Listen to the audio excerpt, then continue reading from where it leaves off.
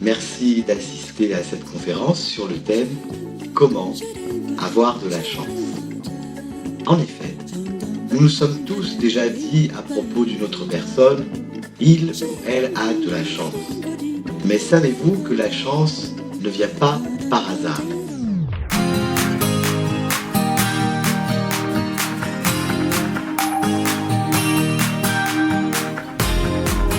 Vous écoutez le podcast Nomade Digital, l'émission de ceux qui veulent prendre le contrôle de leur temps et de leurs revenus pour pouvoir vivre et travailler n'importe où dans le monde. Chaque semaine, venez discuter entrepreneuriat, productivité et voyage avec deux gars qui le vivent au quotidien.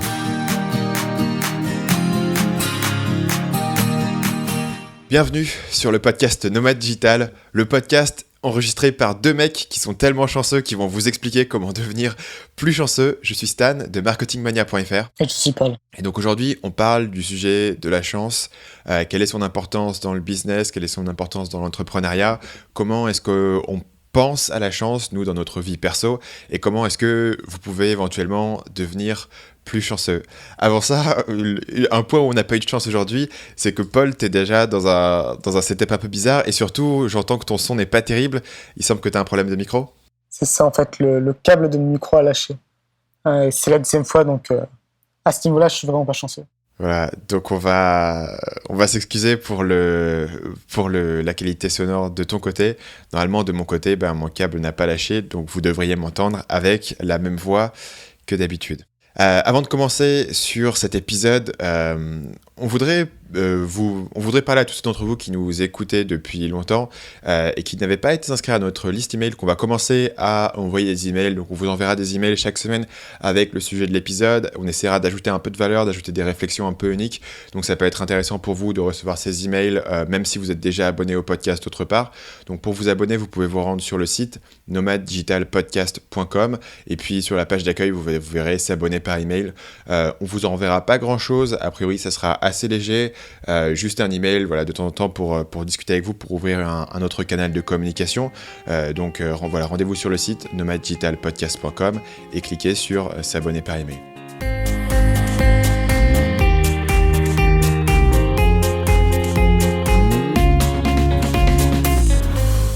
Donc aujourd'hui, on parle du sujet de la chance. On va parler de son importance dans le business et comment devenir plus chanceux.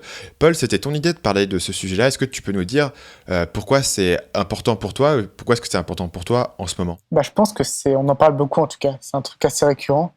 Et les gens ont des idées très différentes. Pour certains, la chance n'a rien à voir. Pour d'autres, tout dépend de la chance. Et donc je pense que c'est un sujet assez intéressant. Et à titre personnel, je pense qu'il y a différents types de chances. Et que certaines ont plus d'importance que d'autres. Donc parle-nous des différents types de chances que tu vois. Pour moi, il y en a vraiment deux grands types de chances. Il y a le premier, celui qui est souvent oublié, et peut-être qu'on en a une idée assez abstraite, mais on ne se rend pas compte à quel point on peut être chanceux en l'occurrence. C'est les circonstances de naissance, donc être né dans le bon pays, peut-être dans la bonne famille, ainsi de suite. Et après, il y a tout ce qu'on appelle la chance, on va dire la chance de tous les jours un peu, qui pour moi est très secondaire. Et aussi pour l'entrepreneuriat, je pense que la chance joue un rôle, mais c'est pas ça qui va. C'est pas le plus important de très loin. Commençons par parler du premier élément, les circonstances de la naissance. Moi, c'est quelque chose qui me frappe beaucoup. C'est-à-dire, dans un sens, t'es né en France, tu pourras jamais te plaindre de ta vie, de ce qui t'arrive, parce que t'as tellement de chance par rapport aux gens qui sont nés dans un pays vraiment du tiers-monde. On a passé tous les deux pas mal de temps en Asie. Tu vois clairement la différence entre les opportunités qui sont disponibles, que ce soit en termes d'éducation, de business, etc. Et même simplement de voyage, quoi. T'es né en Inde. Pour devenir nomade digital, c'est la pure galère, quoi. Il faut des visas partout. Même si tu as un business qui marche bien, tu auras du mal à avoir un visa pour aller en Europe, par exemple. Pour les États-Unis, ils ne pensent même pas. Et ça, c'est entièrement dû à ton pays de naissance. Et j'ai une anecdote assez incroyable à ce sujet dont je viens de me rappeler. C'est quand je suis arrivé à Davos quelques jours après, j'ai rencontré un Français. Et donc, vu qu'il était français, automatiquement, il y avait un lien. Et on est sortis plusieurs fois ensemble. Et je me rappelle d'une fois qui m'a frappé. Donc lui, il faut savoir que cette personne-là était héritière. C'est-à-dire qu'en gros, quand il avait, je crois, 30 ans, il a hérité la fortune de je ne sais plus qui. Et il est parti en institut Sud-Est pour vivre tranquillement et plus jamais travailler de sa vie. Et à un moment, il y a plusieurs enfants de rue qui viennent vers nous. Et là, ce qui m'a sorti, ça m'a fait halluciner. C'est donc l'enfant a peut-être 3-4 ans et il tend la main en réclamant de l'argent. Et il lui fait un truc genre pch, pch. Jusque-là, bon, je trouve ça un peu moyen, mais bon, ça peut se comprendre quand tu vis depuis un petit bout de temps là-dedans. C'est ce genre de truc que tu acquiers un peu, quoi. Il a dit quoi? T'as qu'à travailler, espèce de feignant. Comment t'as su? C'est exactement ce qu'il a dit. Non, mais je lui ai fait la remarque. Je lui ai dit, ouais, les pauvres, quand même, c'est pas compliqué, c'est pas évident, quoi. Ouais, non, mais lui, ça fait plusieurs fois que je le repère, il a qu'à aller travailler. Le gamin, il a 3-4 ans. Toi, t'as hérité de ta fortune, t'as quasiment jamais travaillé de ta vie. Comment tu peux ne pas t'en rendre compte, quoi? Ça m'a frappé. Et d'ailleurs, c'était la dernière fois que j'étais sorti avec cette personne parce que ça, ouais, je trouve ça assez surréel, quoi. Oui, il y a deux autres éléments que je voudrais rajouter là-dessus. Bon, déjà, la version extrême, qui est celle que répète souvent Gary Vaynerchuk, que j'aime bien. C'est Gary Vaynerchuk qui fait t'es un être humain, t'as déjà trop de chance. T'aurais pu être une fourmi, t'aurais pu être une coccinelle, t'as trop de chance d'être né un être humain. Ce que j'aime bien parce que c'est un peu la version extrême de ce qu'on a dit à l'instant. L'autre élément, plus sérieusement, c'est vraiment l'impact de la famille. En fait, moi je me suis pas mal intéressé à ces histoires de pourquoi est-ce que la classe sociale va être aussi irritable, tu vois, pourquoi est-ce que les gens qui sont riches ont tendance à avoir des enfants qui sont riches et quels sont les impacts. Et en fait, si tu regardes vraiment les études, tu découvres que c'est pas que les enfants riches héritent de la richesse de leurs parents, pas vraiment. La plupart du temps, ils héritent d'un certain nombre de systèmes de pensée, de systèmes de valeurs. Et en fait, ce genre de trucs, ils sont tellement ancrés dans toi que tu t'en rendras jamais compte. Et... Tu connais Bourdieu ou pas? Non. Enfin, oui, je connais. Avec le capital social, le capital en tant que tel. Et cette année, je crois que c'est le capital intellectuel. Et en gros, il dit voilà, que si un monde pense juste à l'héritage, mais justement, il y a cet aspect capital social. Donc, tout simplement, les gens qui connaissent le milieu que... Si tu connais des personnes haut placées, ça peut... Mais alors, pour le coup, tu vois... Et il y a aussi le capital intellectuel, avec les meilleures écoles, les parents peut-être très tôt qui te stimulent. Mais justement, je parle pas de ça parce que pour moi, lui, il a vraiment une thèse qui sert à faire un point politique derrière. Moi, c'est vraiment de te dire, la personne que tu es aujourd'hui a été forgée par ton environnement familial à un point que tu peux pas quantifier. C'est pas que mes parents connaissaient des gens dans le milieu du marketing web qui m'ont permis d'entrer dans le marketing web. C'est que quand j'avais 6 ans et que je rentrais à la maison, il fallait que je fasse mes devoirs avant de regarder la télé. Et si je faisais pas mes devoirs... c'est ce que je viens de dire, c'est le capital intellectuel pour le coup. C'est justement que les parents dans les familles plus aisées ont tendance à plus pousser leurs enfants, à aussi les stimuler intellectuellement quand ils sont petits, tout ce genre de choses aussi. Et je suis d'accord qu'au final, je pense que le capital social, en tout cas à l'heure actuelle, peut-être que c'était pas le cas avant, mais à l'heure actuelle, c'est sans doute celui qui compte. Et dans nos deux cas, dans nos activités, ça nous a pas aidé du tout, quoi. Mais voilà, encore une fois, tu vois, qui tu es a été forgé. Un des trucs qui m'a fait penser à ça, c'est que dernièrement, je me suis mis à lire la biographie de Mike Tyson. Et tu vois l'environnement dans lequel sont les mecs, quoi. Honnêtement, tu serais né dans cet environnement. Enfin, moi, en tout cas, moi, je sais, je serais né dans cet environnement, je serais mort à 18 ans, quoi. Je me serais fait buter par un dealer de drogue à 100%, parce que tous ses potes sont morts, et lui, il est le seul à s'en être sorti, parce qu'à l'âge de 14 ans, il a été en tôle. Et dans la tôle, il a appris à faire de la boxe et il a été récupéré par un mec qui s'est dit ce mec-là, il va être champion et je vais le prendre sous mon aile, etc. Mais à 0%, tu vois. Et du coup, est-ce qu'il a eu de la chance, mine de rien, dans sa malchance? Il a eu de la chance, si tu veux, de tomber sur ce mec. Parce que, en gros, si tu veux, ça t'intéresse, l'histoire de Mike Tyson, c'est il habite dans un quartier, sa mère a pas de boulot et alcoolique, il se fait tabasser par les gens dans la rue tout le temps, il se fait que voler son argent, etc. Donc à genre 10-12 ans, il devient cambrioleur et il commence à cambrioler des baraques. La première fois qu'il se rebelle, c'est quand on attaque ses pigeons. C'est vrai, ou pas? Enfin, ouais, c'est la première fois qu'il va vraiment démonter un mec dans la rue en combat de rue, c'est quand un mec il vole son pigeon et après bute, parce que apparemment à Brooklyn ils étaient à fond dans les pigeons et les courses de pigeons, ce que je trouve assez marrant. Après, la chance qu'il a eu aussi, c'est sur le physique en lui-même. Tu le vois quand il a 15 ans. Bon, je veux bien qu'il soit beaucoup entraîné, mais le mec il a 15 ans, il en fait 30, quoi. Ouais, clairement. Il est devenu champion du monde à 20 ans. Le mec, c'était un prodige. Quand il avait 14 ans, il pouvait battre des adultes en combat de boxe et tout. Enfin, clairement, là-dessus, tu vois, il y a un aspect. Mais moi, ce qui m'a frappé, pour en revenir à ça, c'est que la personne que tu es aujourd'hui, tu vois, tu serais né dans l'environnement. Parce que vraiment, tu serais né dans l'environnement où Mike Tyson est né. 0% de chance que tu t'en sortes, quoi. C'est vraiment mineur. Et c'est pour ça que beaucoup de fois, les gars qui sont dans cet environnement, leurs deux seules chances de s'en sortir, c'est soit de faire du sport, soit de faire du rap. Mais tu vois, c'est très très difficile d'échapper la façon dont tu as été élevé, le fait que ta mère s'est jamais occupée de toi, le fait que ta mère t'a dit que tu étais nul toute ta vie, le fait que tout le monde autour de toi soit criminel, soit addict à la drogue, etc. Et c'est pour ça, je pense qu'on admire autant les gens, justement, les self-made man, les gens qui partent vraiment de rien, d'amener social difficile et qui arrivent à un très haut niveau, parce que je pense que consciemment et inconsciemment, on ressent cette difficulté, cette barrière qu'on aurait nous-mêmes si on était dans les mêmes circonstances. Mais ça, c'est même pas une barrière. Pour moi, c'est vraiment impossible, quoi. Quand tu lis vraiment l'histoire des mecs. Voilà. Bon, bref. Ceci dit, on est donc dans notre première partie de la chance, qui est pas forcément la plus intéressante, parce que c'est pas quelque chose que tu peux vraiment affecter, qui sont les circonstances de ta naissance, les circonstances familiales, etc. La deuxième partie qui est plus intéressante, et à mon avis, où on aura plus de débats, c'est la question de la chance au jour le jour. C'est-à-dire, est-ce que ton projet, ton business va réussir quel est l'impact de la chance et du hasard là-dedans? Quel est toi ton avis là-dessus? Donc tu as mentionné au départ qu'il y avait pas mal de débats, on en parlait pas mal du fait que est-ce que Zuckerberg il a été chanceux, est-ce que Bezos il a été chanceux, ou est-ce qu'ils étaient juste excellents, ils ont très bien exécuté leur idée, etc. Toi, où est-ce que tu te places dans cet équilibre-là? Moi, je pense que c'est pas noir ou blanc, mais c'est plus une question de degré, en fait. Si tu prends Zuckerberg ou même Bill Gates, tous les deux, ils étaient brillants à Harvard. Donc, t'imagines, déjà, t'es à Harvard, et en plus, t'es brillant à Harvard. Ils avaient une éthique de travail monstrueuse, ils étaient passionnés. Peut-être qu'ils n'auraient pas créé dans des entreprises aussi grosses, mais quoi qu'il arrive, ils auraient très bien réussi. Pour moi, il n'y a aucun doute là-dessus. Ils avaient trop d'acquis, trop de compétences, trop d'atouts pour ne pas très, très bien réussir.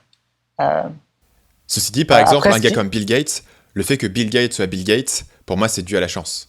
Il y a des opportunités spécifiques qui sont arrivées dans sa vie pour que Bill Gates puisse monter Microsoft. En particulier, le fameux cas, c'est la fois où IBM lui a donné un contrat non exclusif pour créer le système d'exploitation de leur premier PC.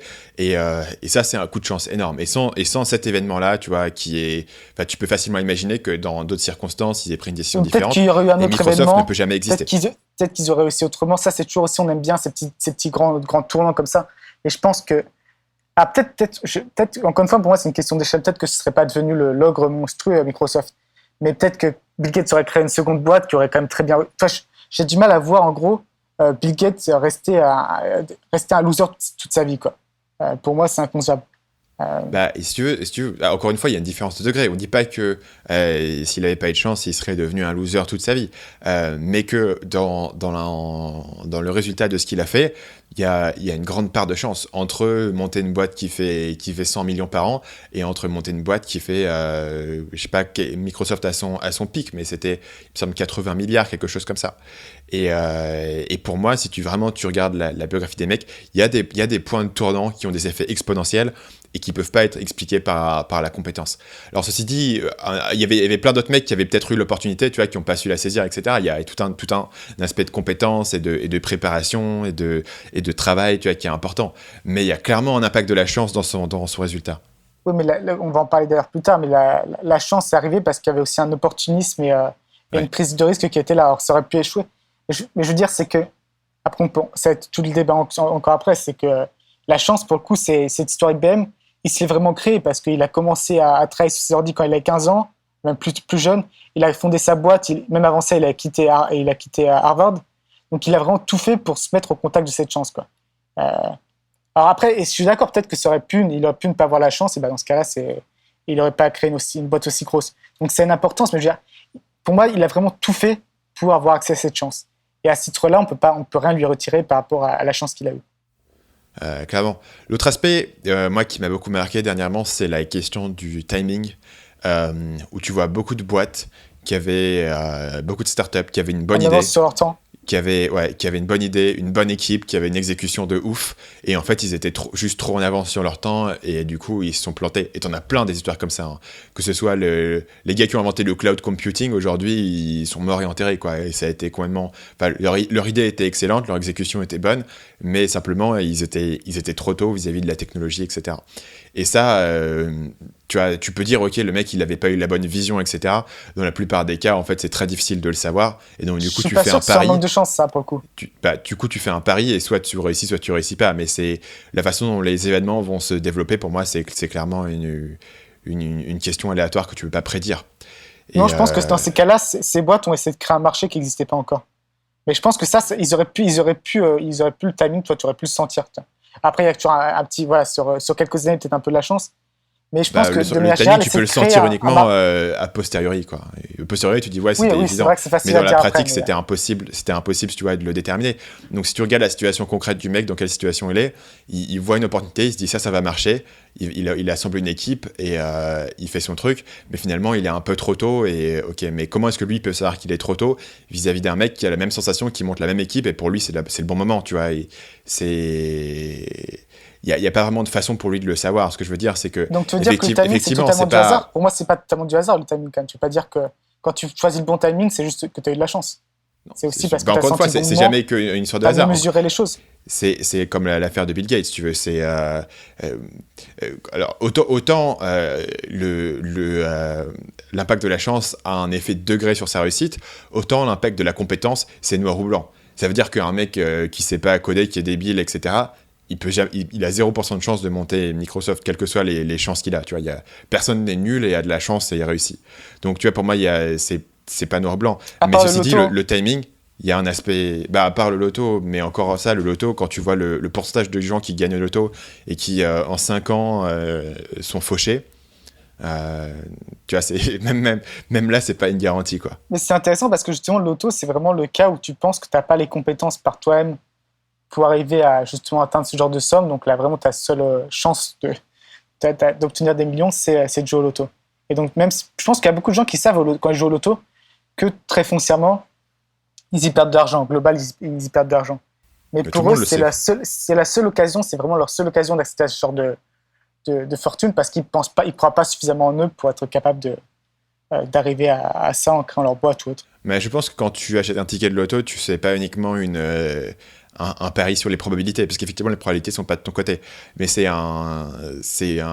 t'achètes un bout de rêve, t'achètes le droit de rêver pendant plusieurs jours ou plusieurs semaines que tu vas gagner et penser à tout ce que tu vas accomplir avec cet argent.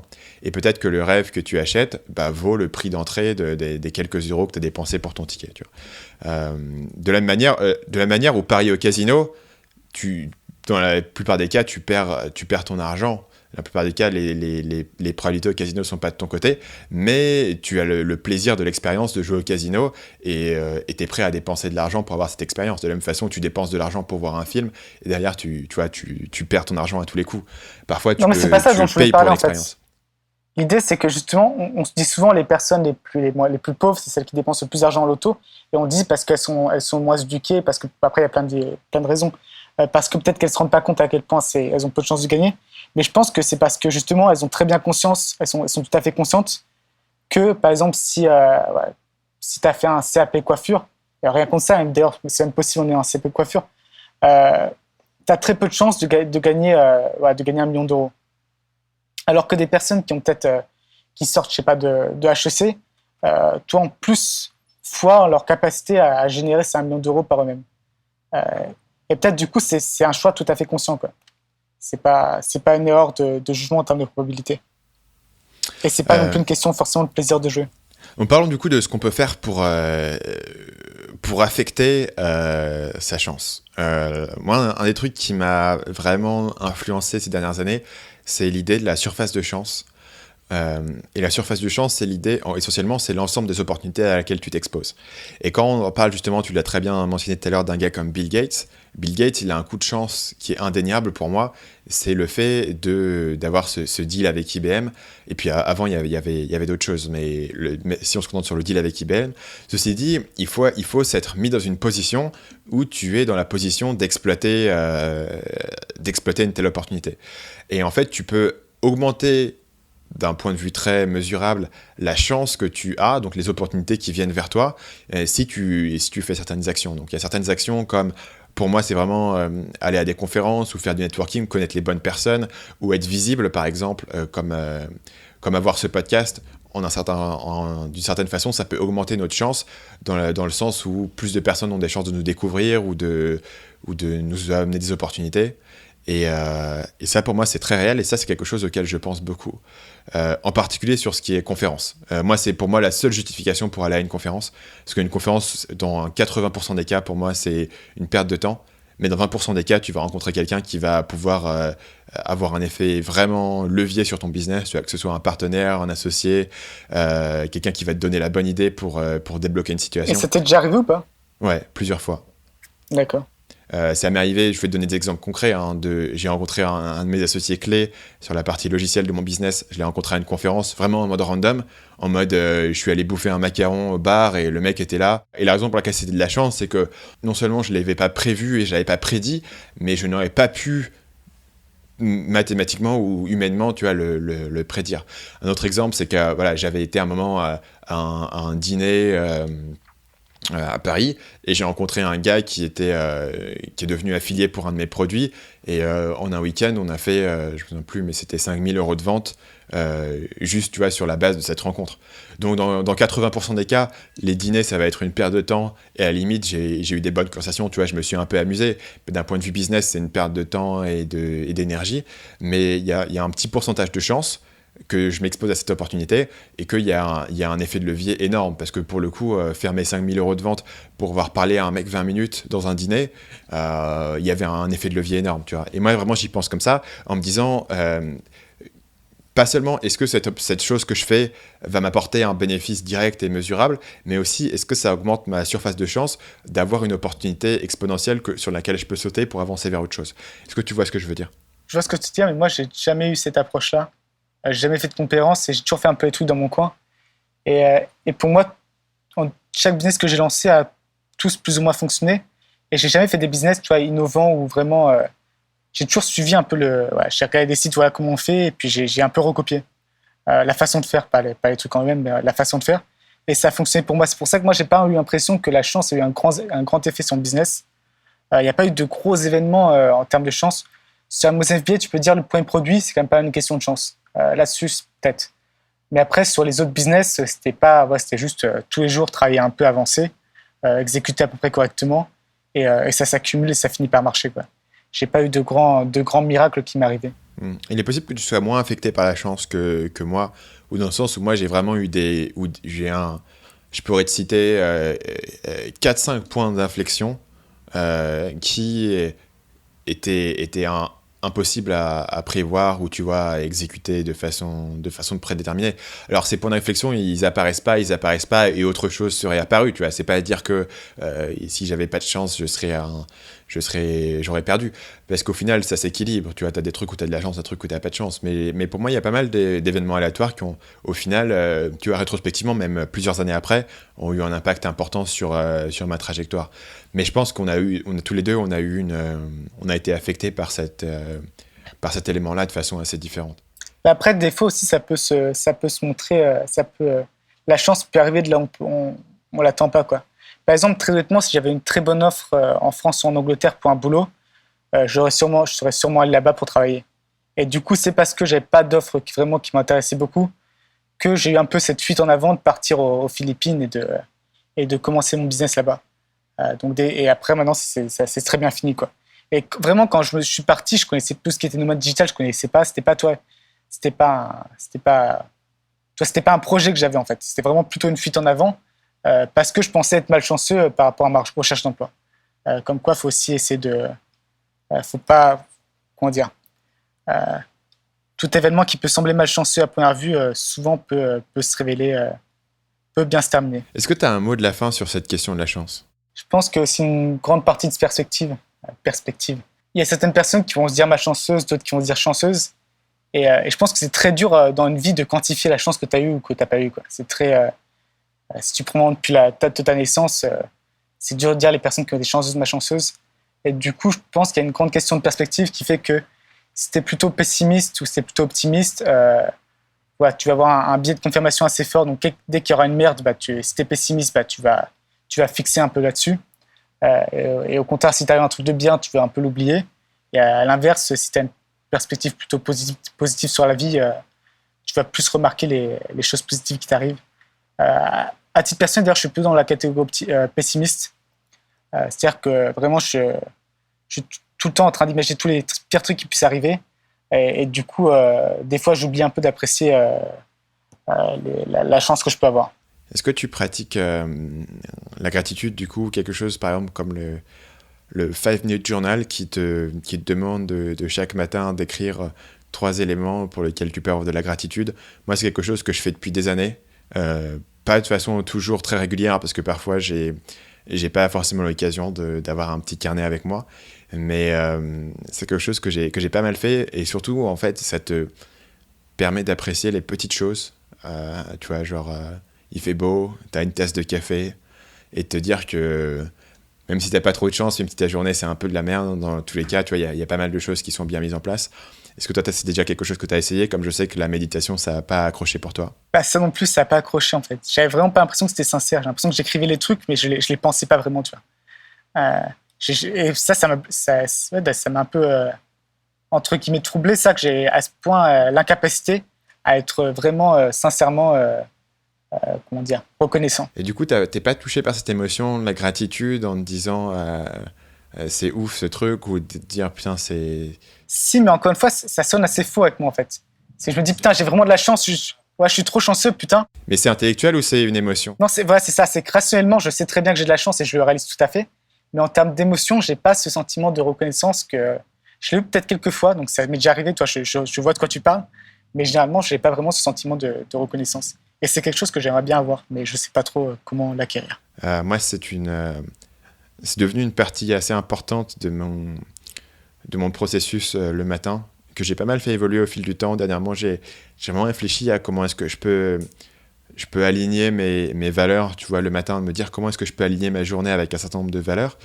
Et une des façons dont je vais faire, il y a plusieurs éléments, mais une des façons dont je vais le faire, c'est réfléchir en termes de gratitude. Parce que je trouve que si tu commences comme ça, tu as vachement moins de chances dans la journée de te plaindre, ou de trouver que les choses sont trop dures, ou de trouver que tu n'as pas de chance, justement. Et ça te met, comme tu l'as dit tout à l'heure, la perspective, ça te met dans une bonne perspective pour apprécier les choses. Et cette pratique-là, d'écrire chaque matin 3 choses qui t'inspirent de la gratitude, c'est intéressant parce que ça fait partie de ces choses qui a... Est-ce que du coup, tu pourrais nous donner les exemples récents? Parce que c'est un truc, je tombais un peu à court, en fait. C'est-à-dire qu'au début, tu conseilles les trucs les plus évidents. Je suis content que je suis reconnaissant que ma famille aille bien, que j'ai la bonne santé. Et après, ça devenait des trucs de plus en plus petits qui étaient quand même importants, mais qui perdaient un peu en si tu veux, je l'ai devant moi. Donc hier, j'ai marqué Ami Startup. Startup, c'est le podcast Startup, parce que j'avais écouté le dernier épisode. Et ensuite, j'ai marqué café. Donc, tu es reconnaissant que ce podcast existe? Je sais pas, parce qu'en fait, bien souvent, je suis biaisé sur le truc que je viens de faire, donc j'ai écouté ça pendant le petit déjeuner. Et juste après, j'ai fait mon carnet et j'étais inspiré de gratitude de me dire que y a des gens qui font le podcast Startup et moi je l'écoute gratuitement et c'est ouf et ça m'inspire ces émotions, tu vois.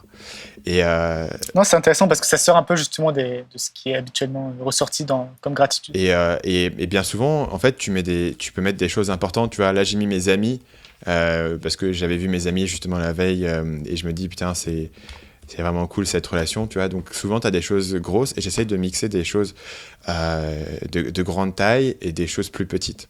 Donc par exemple, un autre truc, c'est... je te cherche celui d'avant. J'ai marqué numéro 1, sommeil. Numéro 2, eau. Donc vraiment l'eau à boire. Et numéro 3, j'ai marqué musique. Et c'est assez cryptique, tu vois, c'est pas fait pour être vraiment lu par quelqu'un d'autre. Donc en fait, je me comprends quand je l'écris essentiellement. Mais la pratique, c'est pas forcément de prendre des notes sur des choses. C'est pendant le moment où tu l'écris, t'essayes de te dire... tu vois, c'est un système de priming en fait. Tu regardes autour de toi, tu regardes dans ta vie et tu dis quelles sont vraiment 3 choses que je suis content d'avoir aujourd'hui. Et je pense que pour moi, un des éléments importants, c'est que c'est des choses que t'as pas créé par toi-même, tu vois. C'est pas genre ton business, le truc que tu as accompli par toi-même. C'est te dire que ce truc-là existe Et en un sens, il m'a été donné, tu vois. Et la seule attitude que je peux avoir par rapport à un podcast comme Startup, par exemple, bah, c'est la gratitude, quoi. C'est pas moi qui l'ai créé, c'est pas moi qui l'ai fait. J'ai pas de fierté par rapport à ce truc, j'ai pas d'ego. Ma seule relation par rapport à cet élément, c'est la gratitude. Voilà, la seule reconnaissance qui me touche souvent et qui est un peu particulière, c'est les routes, en fait. Et putain, on a de la chance que des mecs se soient fait chier à construire des routes. Parce que sinon, tout serait beaucoup plus galère. Et mine de rien, des millions de gens qui l'utilisent tous les jours. Du coup, des milliards à l'échelle de la planète. Et c'est des personnes, tu vois, qui seront jamais retenues dans l'histoire pour ce qu'ils ont fait. Mais ils ont facilité la vie de milliers de personnes, quoi. De milliers, pourquoi je dis milliers, de milliards. Et je sais pas pourquoi, les routes, j'y pense souvent, aux gens qui ont construit chaque mètre de route. C'est un point de départ, mais en termes d'infrastructure, il y a beaucoup de choses. Moi, j'ai été assez marqué par un bouquin d'un gars qui s'appelle Alain de Botton, qui est un philosophe. Tu l'as déjà écouté ou pas? J'ai déjà écouté. Il a une voix vachement, comment on dirait en français, hypnotisante. Je sais pas si tu as déjà fait l'expérience. De Botton ? Ouais. Ouais. Il était très marquant sur le podcast de Tim Ferriss en particulier. C'est ça qui m'a intéressé à lui. Il a écrit un bouquin sur la question du travail et de la relation qu'on avait à notre travail. Et un des trucs intéressants qu'il faisait dans le bouquin, c'est qu'il allait prendre un objet. Par exemple, il allait trouver un saumon dans son supermarché, enfin dans sa poissonnerie, et il allait retrouver toutes les étapes que ce saumon avait pris pour en arriver là. Depuis le pêcheur jusqu'à la personne qui avait découpé le saumon au filet, au bateau qui l'avait exporté, jusqu'au conducteur de camion qui avait fait le trajet entre le port et le supermarché. Et il te faisait un peu comme ça toute la supply chain. Et essentiellement, lui, ce qu'il cherchait à montrer, c'est en quoi même un gars qui peut avoir l'idée que son travail est un peu insignifiant comme un conducteur de camion, eh ben, il est un petit rouage dans un système à l'échelle du monde, tu vois. Et lui, il cherche cette relation entre le fait que tu es un tout petit rouage, mais en même temps, chacun a un rôle crucial. Mais le pendant de ça, qui m'a vraiment beaucoup intéressé, c'est que vraiment tout ce que tu utilises dans ta vie a demandé un système incroyablement complexe pour exister. Tu vois, as un stylo, le stylo a demandé la collaboration de milliers et milliers de personnes pour arriver jusqu'à chez toi, que ce soit dans la conception, surtout des milliers d'années de technologie, quoi. Ouais, et ça, c'est un truc où tu te dis, mais même les choses les plus simples qui nous entourent, c'est une chance incroyable qu'on puisse avoir accès à ces choses. L'autre aspect, c'est une chance incroyable qu'on soit vivant à cette époque de l'Internet, où l'Internet maintenant existe et t'offre toutes ces opportunités, mais en même temps, on n'est pas si avancé que ça, que les choses soient fermées, tu vois, où on est vraiment dans la fenêtre où tout peut être fait, où tu as beaucoup d'opportunités. Et tous ces éléments-là, c'est tellement facile de penser que c'est acquis. Et moi, je trouve que la gratitude, ça a de la valeur de te dire ce truc-là, c'est pas moi qui l'ai fait, c'est pas moi qui l'ai créé. Tu vois, en un sens, la gratitude, la façon dont ça se connecte au sujet du jour, c'est que c'est reconnaître là où tu as eu de la chance. D'une certaine manière, t'es un peu reconnaissant à l'humanité, quoi. Présent et passé pour tout ce qu'ils peuvent t'amener. Parce que c'est vrai qu'on vit dans un monde d'abondance assez incroyable et on a très peu de responsabilités sur cette abondance. Donc à ce niveau-là, je ressens ça aussi. Ouais. En un sens, ça tempère un peu mon arrogance naturelle, tu vois, de penser que je peux tout accomplir par moi-même, ou que j'ai tout accompli, ou que tout ce que j'ai, je l'ai créé par la force de mes bras. C'est ça, tu pourrais avoir 30 000 euros par mois si on était encore en 1500, tu n'aurais pas tout ce que tu as autour de toi. Et surtout, en 1500, tu n'aurais jamais eu l'opportunité d'en arriver là. Ça dépend comment tu nais, quoi. Ouais, mais tu n'aurais pas eu l'ouverture, la possibilité de créer quelque chose. En 1500, tu es un paysan, quoi. Il n'y a juste pas d'opportunité de monter ou quoi que ce soit. Le seul qui peut éventuellement monter, c'est si t'es le neveu du roi et que t'as envie d'assassiner le mec pour monter sur le trône, mais c'est un peu la seule opportunité que t'as de monter. Et en fait, la notion que, même de l'ascension sociale, la notion que tu peux créer ton propre destin, ou la notion du self-made man, c'est une notion assez récente historiquement. Avant, c'était... Et qui est d'ailleurs assez absente. D'ailleurs, tu as dû le remarquer aussi en Asie, qui est assez absente. En tout cas, aux Philippines, je l'ai ressenti fortement. Il y a un très grand fatalisme dans les boulots que tu vas faire, quoi.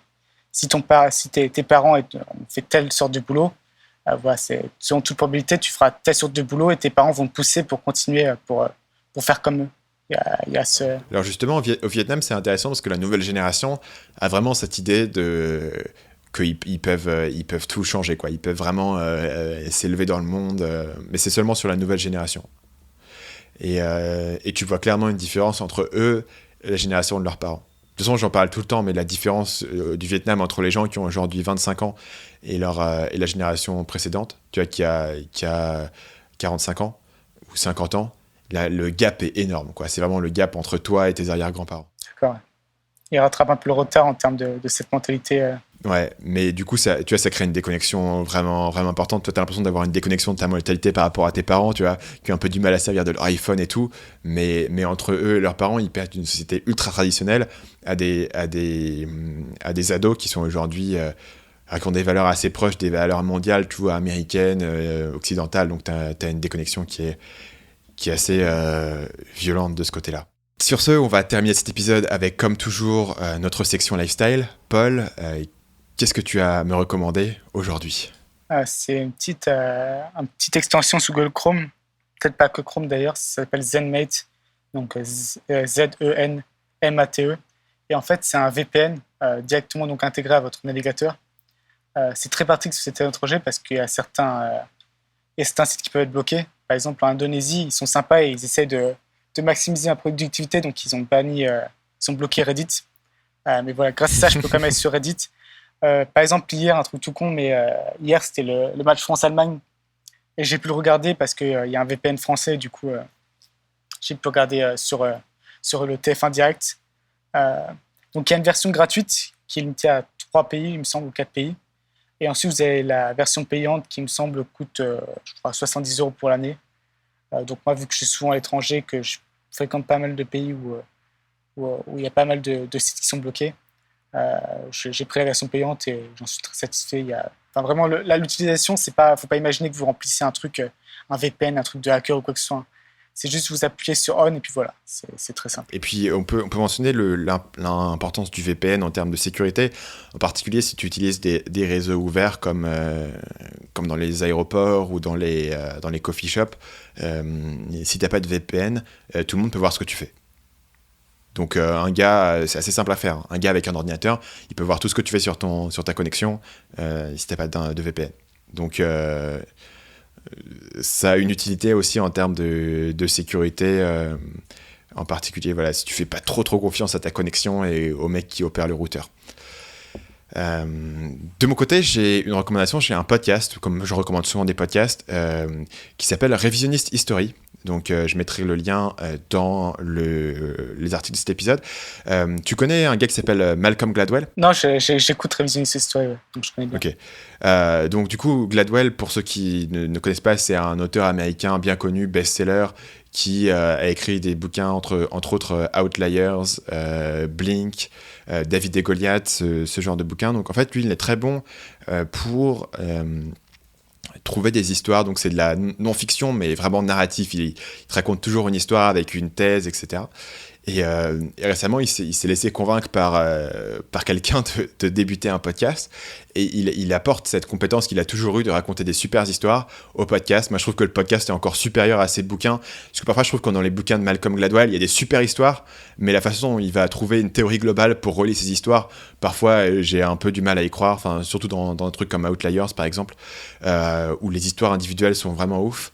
Mais la théorie globale qu'il est en train de construire, j'ai un peu du mal. Mais surtout, et elle s'est cassée la gueule, la théorie aussi. C'est-à-dire qu'il a écrit il y a combien de temps ce bouquin ? Il me semble que j'avais vu un article où en gros ils avaient repris le truc en disant que ceux qu'il avait trouvé comme Outliers, ça tenait plus trop, quoi. Ben, il y a vraiment, c'est vraiment un exercice, Malcolm Gladwell, du biais narratif, quoi. Où il prouve une théorie parce qu'il a une bonne histoire pour prouver cette théorie. Mais il n'y a pas du tout enfin, tu sais pas du tout si sa théorie globale, elle tient la route ou pas, juste parce qu'il t'a raconté une bonne histoire, tu vois. Et du coup, le podcast, comme il n'a pas besoin de faire une théorie globale, il te raconte juste des histoires qui sont, moi, je trouve vachement bien. Moi, je suis assez friand de ce type de podcast, vraiment bien produit, avec des interviews, avec un truc très, très narratif, très léché, un peu à la This American Life ou au podcast Startup de Gimlet, que j'avais marqué justement dans mon petit carnet de gratitude. Donc voilà, j'aime beaucoup le nouveau podcast de Malcolm Gladwell, que je trouve encore supérieur à ses bouquins. Lui, il a vraiment un point de vue particulier, et vraiment, il a quand même cet œil pour les concepts qui se retrouvent très bien dans le podcast, que je recommande du coup.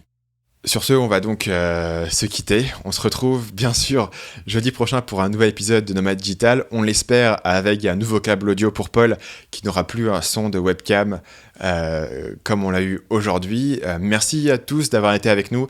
C'est toujours un plaisir de vous avoir. Vous êtes de plus en plus nombreux à nous suivre. Et ça fait très plaisir. Beaucoup d'entre vous ont recommandé le podcast, que ce soit sur Facebook, sur Twitter. On voit de temps en temps des gens qui nous recommandent. Et on sait que beaucoup d'entre vous le recommandent de façon privée à vos amis. Et ça, on l'apprécie énormément. Moi, c'est toujours quelque chose qui me touche beaucoup quand le podcast vous a suffisamment impacté pour que vous ayez envie de le partager avec quelqu'un qui est important pour vous.